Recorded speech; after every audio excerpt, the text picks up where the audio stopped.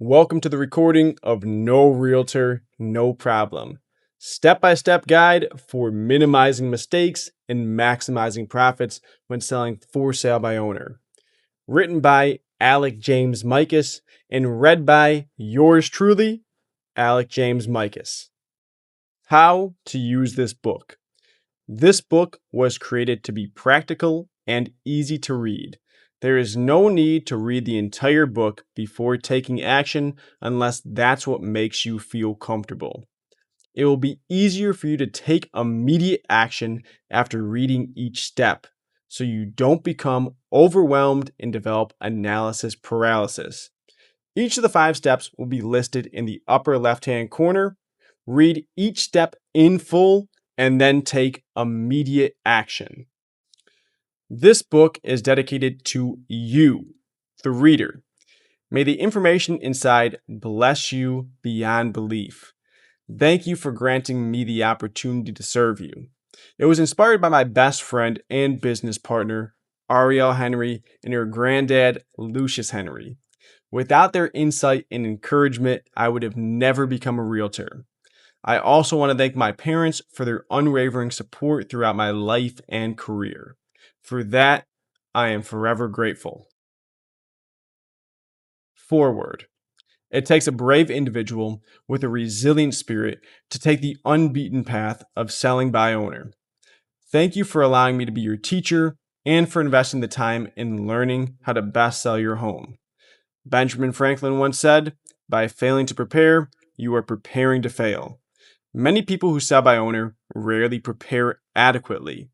This contributes to why a 2023 study by the National Association of Realtors revealed that people selling by owner sold for 24% less on average than homeowners selling with a realtor. This book gives you the same advantages top producing realtors across the country have with no need for a real estate license. Due to the lack of useful teachings in many real estate schools, by the end of this book, you'll be more qualified than most new agents selling their first home. I remember firsthand how it felt to pass my exam and feel like the man for a day, only to get smacked back to reality once I realized I knew almost nothing about how to sell a home. All I had were definitions and legal jargon that didn't help me serve clients. My class didn't even teach me the breakdown of the contract to ensure I understood what it meant and how to fill it in correctly. I had to learn that after joining my brokerage. This book is intentionally short to be practical and easy to read. I could have easily made it longer to show you how smart I am, but that wouldn't serve you best. That said, strap yourself in because I'm going straight for the jugular, teaching you step by step how to navigate the nuances of a real estate transaction and guide you away from the negative consequences you might otherwise face.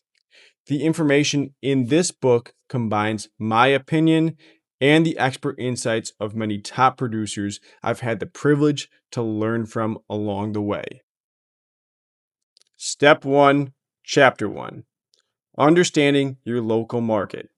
First things first, it's imperative you understand your local real estate market. Are you in a buyer's market, a seller's market, or a balanced market? Don't just listen to national real estate news. Even though we may be in a seller's market nationally, your local market might be in a buyer's market and vice versa. What do these markets mean, and how can you determine the type of market you're in? Well, a seller's market is less than 6 months of inventory. A balanced market is between 6 to 7 months of inventory, and a buyer's market is more than 7 months of inventory. Knowing the type of market you're in helps you set realistic expectations for your home sale. For example, if you're selling in a buyer's market and your home doesn't sell within the first month, that's completely normal and nothing to worry about, assuming it's been priced competitively based on comparable properties in your area. However, if you're in a seller's market, as most of the country has experienced in recent years, and you don't receive an offer within the first month, That's a sign it's time to shake things up, and quick. This could mean a price reduction, hosting another open house, increasing your online marketing exposure, or all of the above. If you're in a seller's market and your home is receiving minimal attention, chances are high you've missed the mark on setting a compelling price. When this happens, you need to make a splash and capture buyers' attention with a meaningful price reduction of no less than $10,000. If you don't adjust your price appropriately, you're bleeding market time and doing yourself a disservice. If you're paying attention to your local real estate market, it should be obvious to determine what type of market you're in, but I still encourage you to do extra research. This can be through online articles, YouTube videos, or through a conversation with a trusted market expert that you wouldn't mind working with on the off chance you change your mind and decide not to sell on your own. The more hyper-local the information is, the better. Chapter 2. How much is your home actually worth? Don't fall in the trap of relying on real estate websites to estimate your home's value. While looking up an estimate may be easier than following my recommendation, it surely isn't better. As with most things in life, when something seems too easy, it's usually a sign that something is wrong. I'm not saying online estimates on sites like Zillow or Trulia are never accurate, but you should do your own market analysis to be sure. I've seen estimates that are off by $50,000 to $100,000. As you read, you'll understand how intricate a quality comparative market analysis is and how it needs to be completed. No website can analyze homes better than you can. Plus, this is the fun part. First, choosing a compelling price from the start is one of the most important aspects of selling a home. Your home needs to be marketed to the right group of buyers who are looking for a home like yours. They've already accepted the price tag of a home like yours, so they're not afraid to offer you its value. Plus, they'll respect that you're realistic with the price when they schedule a tour and see firsthand the condition your home is in. The first 30 days of being listed is when your home will garner the most attention, so it's imperative you take full advantage of this time. It's the new kid on the block, so buyers are naturally curious, especially when you first go live. However, each day your home sits in the market, it becomes less and less interesting as new properties hit the market and steal your home's attention. Below is a graph indicating the market activity and how it peaks at about a week and a half to 2 weeks and goes down. Think of your home's market exposure like Kool-Aid. When you first add the powder to your pitcher and start filling it with water, the Kool-Aid is strong. But the more water you add, the weaker it gets. With Kool-Aid, you're in control of how much water you add. With the housing market, there is no limit to the number of new homes that'll hit the market and weaken your home's buyer attention. If you choose to list with an unrealistic price, you'll throw away this precious market time. Your best chance at receiving multiple offers is during the first few weeks of being listed. Receiving multiple offers gives you leverage to negotiate the price up and or be more selective with buyer concessions. After the first few weeks, your home declines in buyer attention until it becomes a stale listing. The time frame for a listing to become stale varies by market, but you definitely want to avoid this from happening. The longer your home sits in the market, the more you open yourself up to what I call the red flag effect. What's the red flag effect? It's when buyers see your home and think to themselves, something must be wrong with this house. It's been on the market for way too long. I don't want to buy a house nobody else wants to live in. When this happens, you open yourself up to lowball offers from buyers trying to get your home at a bargain. You no longer hold any leverage and feel compelled to give in to lowball offers and buyer demands during negotiations. That's a bad spot to be in. Buyers are more informed about the market now than ever before in real estate history. The internet has completely changed how people buy and sell real estate. Buyers can create a home search in minutes and easily identify homes that are overpriced, underpriced, and priced just right. Both overpricing and underpricing your home come with steep consequences. Below is a graph showing the low end market value, the compelling price, and the above market value. You want to be in the compelling price. Now, starting with the overpricing your home, most sellers believe it's a good idea to list high and negotiate down if they can't get their desired price. This strategy works well when selling products on Facebook Marketplace or at a garage sale, but it's statistically proven to be a terrible strategy for selling a home. Homes priced above market value usually sit longer, receive less attention, and sell for less than market value indicates it's worth. You're shooting yourself in the foot by listing high and negotiating down. If you can't capture a strong offer within the first few weeks of being listed, you likely won't get the offer you want by simply letting the home sit and waiting for the right buyer to see it. You need to act fast, reevaluate the eyes of the market, make a price reduction, and host a second open house to re engage buyers. Overpricing causes your home to be seen by the wrong demographic of buyers altogether. Here's what I mean. Most buyers work with an agent who sets up an online MLS search based on their client's desired price range. For example, let's say a buyer's pre-approval letter is set for $450,000.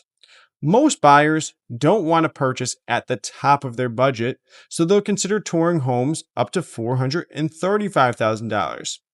This doesn't mean they won't negotiate up to $450,000 if needed, but they definitely won't begin their search at that price point. Let's say you accurately completed the comparative market analysis and it suggests your home's value is between $420,000 to $430,000. However, you choose the list high, come down later strategy and list your home for $460,000. Because of this, buyers who are interested in purchasing a home like yours never even see your home. It's instead marketed to buyers seeking the next level of home quality. It's obvious to buyers if your home isn't worth the high price tag because they're attending showings and getting a first-hand look at your competition. You've now lost critical market time that could have captured a suitable buyer. Homes listed for sale by owner already have a negative stigma attached to them for several reasons. The last thing you need is for buyers and their agents to think you're unrealistic about price, which suggests you'll be unreasonable and difficult to work with. Underpricing. Your home will typically garner lots of attention, resulting in multiple offers, helping you sell quickly. That may sound like a good thing, but imagine you're a buyer and you see a home listed for $415,000. You do a private showing, and the house is just as well kept in person as it is in the pictures. It's a double win. You're getting a wonderful home for a wonderful price. You don't mind offering a little extra to get the house you want if that's what it takes. To ensure you get the house, you tell your realtor to make the offer sweet for the seller and offer them $15,000 above list price. There's only one problem. Your realtor tells you to offer $50,000 above list price. The realtor says the house is worth far more than its listed price of $415,000. They explain, according to the comparative market analysis, this home is worth at least $450,000. To ensure you stay competitive, this offer will be in your best interest. You think to yourself, my realtor really just wants every dime they can get out of me. It's disgusting how greedy salespeople are. So you stick to your guns and offer $430,000. Now, let's say you were the seller of that wonderful home listed at $415,000. Underpricing your home just caused you to receive an offer at least $20,000 less than you deserve because you listed too low. While you may receive additional offers that give you leverage to negotiate up to your compelling price, that's not always the case, and trying to negotiate up can turn into a real headache. I remember working with a client and viewing a beautifully maintained home that had been significantly underpriced based on the comparable homes selling in the area. I thought to myself, they must have a slew of buyers beating down their door, but I've got a job to do and my buyers want this house too. I called the seller's agent to ask if they received any offers and what the highest bid was. To my surprise, they hadn't received a single offer. That blew me away. This was in 2021 when the real estate market was on fire. Buyer demand was at an all-time high and inventory sat at historic lows. If a home was even halfway decent, it typically went under contract within days. That was especially true in this local market. The home itself was well maintained and updated. The disclosures were clean and there were no strange odors. So why were there zero offers? Only two explanations made sense to me. One, buyers may have experienced shell shock from getting their hearts broken too many times. They saw this house in superb condition with a low price tag and figured they had no chance to win the inevitable bidding war, so they didn't even try. Two, listing too far below market price will make buyers skeptical. They'll think something must be wrong with this house since there's no logical explanation for such a cheap price given the home's condition compared to others in that price range. Even if your property disclosures are clean, these buyers will still be wary. This was good news for my buyers, but bad news for the sellers. Their mistake of underpricing backfired in the worst way possible. Tip: I strongly recommend you collect feedback. Listen carefully to interested buyers and their agents.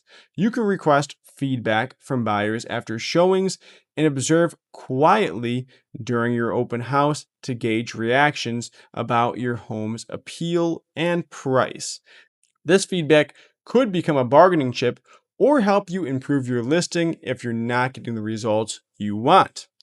Listing low is better than listing high, but when it comes to selling your biggest asset, don't settle for better, go for great.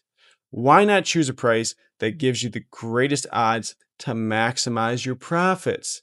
Why not sell your house for what it's actually worth?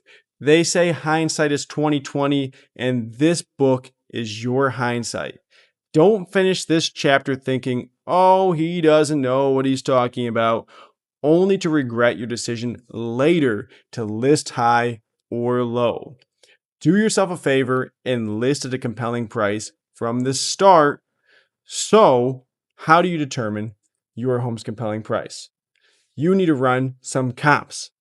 Where can a seller find comps without MLS access? Your best options are Zillow, Redfin, Realtor.com, and others alike. For this example, I'm using Zillow, and I recommend you do the same so you can easily follow along step by step. Let's dive in. Chapter 3: How to do a comparative market analysis.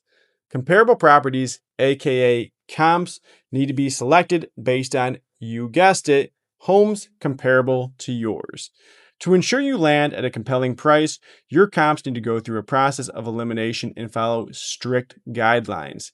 These guidelines will progress from basic to advanced and finally to specific. Your goal should be to end up with a max of 6 comparable properties to analyze.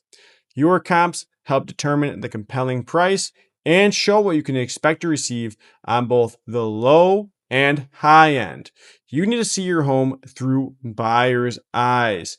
Be completely honest with yourself when evaluating your home, as this is critical for selecting accurate comps and landing on a compelling price. To ensure nothing is missed, start off with a basic filter and weed out homes as you go. Sellers and their agents will sometimes add or forget to add remarks on the listing that indicate if a home has a basement, fireplace, garage space, etc. If you begin with an overly specific search filter, you'll likely miss quality comps. This might seem tedious, but there is a method to the madness. If you don't follow these steps, you risk mispricing your home and wasting those precious 30 days in the market. Below are the steps I take whenever I complete a CMA. Basics. Number 1, same town. Choose homes located in the same town as your home. Location has a major impact on value. For example, two identical homes would sell for vastly different prices if one were in a small rural town and the other in Chicago. This difference can exist even between neighboring towns. The closer the comparable homes are to yours, the more accurate your CMA will be. Number 2, recent sales. Select homes sold within the last 3 to 4 months to get the most up to date market prices. If you don't have enough comparable homes, expand the timeline, but go no further than 12 months back unless absolutely necessary. The real estate market often changes, so the further back the comps are, the more likely the market has changed, causing the price to change with it. Number 3, the bones. If you're selling a 4-bedroom, 2-bathroom home, create a search limiting anything less than 3 bedrooms and anything more than 5. Do the same for the bathrooms. If you limited your search to only find 4-bedroom, 2-bathroom homes, you likely wouldn't find enough quality comps to suffice. Number 4, size. Create a 500 square foot variable. If your home is 2,000 square feet, filter no less than 1,500 square feet and no more than 2,500 square feet. This provides enough variation to filter in enough adequate comparable homes while keeping the size gap small enough to avoid the price to be skewed by homes too small or large. Sift through and heart every home with similar bones that has the potential to be a quality comparable. After hearting your comps, enter the favorites page by clicking the button in the top right-hand corner as the picture below indicates. From there, weed through your selections using the advanced and specific search. There is a picture below showing exactly where you need to click to go to that page. The goal is to select at least one comp that your home is clearly better than, as this will show you the absolute low you can expect to receive. Next, select 2 to 4 comps that you believe are most similar to your home. These will be the biggest indicators showing what you can expect to receive and where you should list. Complete your CMA by selecting one home that's clearly better than yours based on its modern updates and or unique selling features. This comp represents the absolute maximum you can expect to receive if everything aligns perfectly and you receive an ideal offer. If you own a fully updated home, you will look to find 2 to 4 of those fully updated comps to compare against. Tip: the high end comp will help you determine if upgrading a major area of your home will be a worthy investment. More on that in the pages to come. Advanced search. 1. School districts. Some towns have multiple school districts, with one more notable than the others. If you notice one side of town is selling for significantly more than the other, this likely means school districts play a major role in your town's home values. Save yourself some time by first determining your school district boundaries before proceeding. An easy way to determine a school district's boundaries and ratings is by using a resource like greatschools.org. Once you're on the website, type in the name of the local high school your child would attend. Next, scroll down to Neighborhood and click School Attendance Zone. This will show you the school district boundaries. Next, return to Zillow to proceed with your search. To make your life easy, you can access the draw option and draw the school district boundaries on the Zillow map as accurately as you can. But don't worry about getting it perfect. 2. Location, location, location. Is your home in a desirable location that will positively affect its value? For example, if you live in the heart of the downtown near major transportation, stores, and restaurants, ensure your comps don't include homes that are too far away from the downtown area. Your town might not have a major downtown area affecting prices, so check for other desirable location factors. Be aware of homes with large lots, cul-de-sacs, lakeside views, or golf course frontage. These types of locations are naturally more desirable and positively affect value.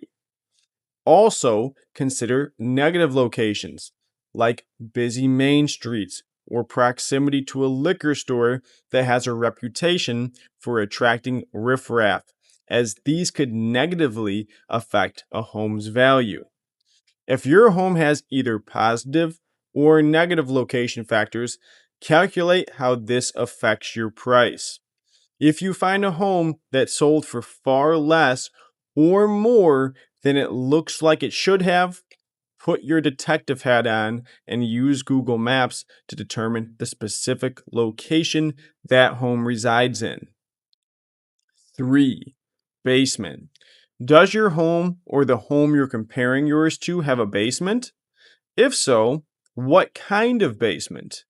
Is it full or partial? Finished or unfinished? Walkout or enclosed? Be sure to exclude basement square footage from your home's overall square footage, as appraisers rarely include it. While basements technically add space, below ground level does not count as livable space. Comparing homes based on inaccurate square footage can drastically affect what you believe your home should be worth. 4. Garage. If you have a garage, is it an attached or detached garage? How many cars fit inside? Today, it's uncommon for a household to have fewer than 2 cars, so limited garage space may deter buyers. A home without a garage or with only one space typically sells for less than a home with 2 or more garage spaces. This is amplified in markets where the majority of homes have large garages. Specific search. 1. Home details. Be aware of what's currently in style versus what was popular when your grandparents were shopping for homes. To understand modern trends, watch HGTV, read real estate magazines, watch YouTube videos, or do a quick Google search. You need to look at your home through buyer's eyes. Detach emotionally from your home.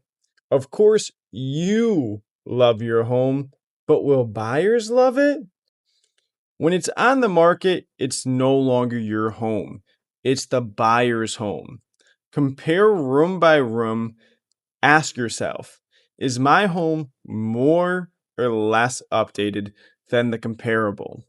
Bigger or smaller? Does it have newer or older appliances? Fireplace or no fireplace? If you're not honest with yourself, you're only hurting your bank account. Getting this right is crucial for arriving at a compelling price. 2. Curb appeal. How does your home's exterior compare to your selected comps? Does your home have siding or is it fully brick? What's the condition? Is paint chipping off the siding or is the brick deteriorating and cracked?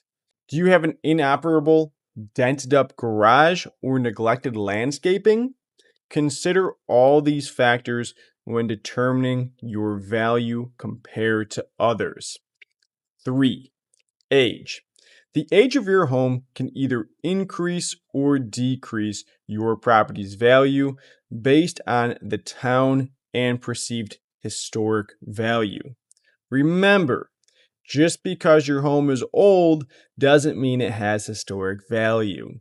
When selecting comps, choose homes in a similar age range, ideally within 10 to 15 years of yours. 4. Backyard. Backyards are case by case. Some buyers see a lush garden as a huge selling point, while others see it as a costly maintenance. The same applies to pools and hot tubs. Don't overemphasize your backyard. Use other features to price your home and trust that the right buyers will value your outdoor space. However, if your backyard needs significant work, factor this into your price, as even buyers who don't prioritize outdoor space don't want an eyesore. After you've compared room by room and narrowed your list to the best 5 or 6 comps available, it's time to determine the compelling price. Review the selling patterns of the homes that sold for the most amount of money in the least amount of time and analyze where they originally listed at. For example, if you notice that sellers who listed their homes between $425,000 to $435,000 sold for $450,000 or more, well, those who listed between $445,000 to $455,000 sold for $435,000 or less. It should be obvious what the compelling price is.